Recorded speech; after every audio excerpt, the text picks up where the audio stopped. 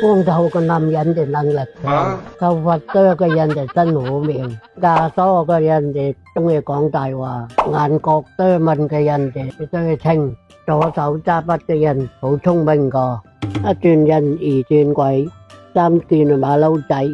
咩意思呢？一個轉就普通人，兩個轉就變托西喎，好呢個，咁三個轉呢？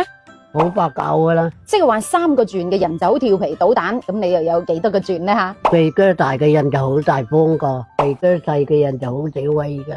生路壞嘅人就性格急，我公孫嘅人就好穩重個，肥肥仔嘅人就好相處個。阿超打阿超嘅人就冇袋住啊，打個阿超有人撚你，打兩個阿超有人嗌你，咁打三個呢？打三個你就感冒咯。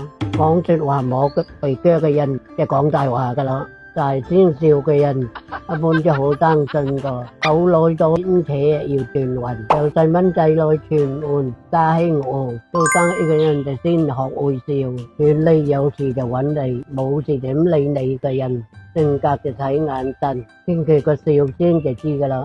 舊曆7月就冇搬屋，屋企嘅陽台就冇作廚房，好危險噶。當面弄嘅人就好，運氣好；日頭活嘅人就有福氣，身上計個紅地田，可以轉運噶。屋企養龜可以鎮宅，屋企就冇放金屬嘅嘢，佢哋影響氣場啊。望到落雪要注意下屋企人嘅身體啦。親戚之間就冇乜嘢講，有時候親戚嘅妒忌心仲大過會人啊。做得越好就越唔好搬屋，欠咗清債嘅人感情點順利噶。唔信佛就冇去寺廟，唔信道就冇去道觀。人貴在就牙尖嘴利，貴在耳聰目明啊。仲有快樂可以吸引更多好事，悲觀會招嚟壞事，所以每一日都要充滿希望，正能量滿滿，咁樣先至會吸引到更多嘅好事。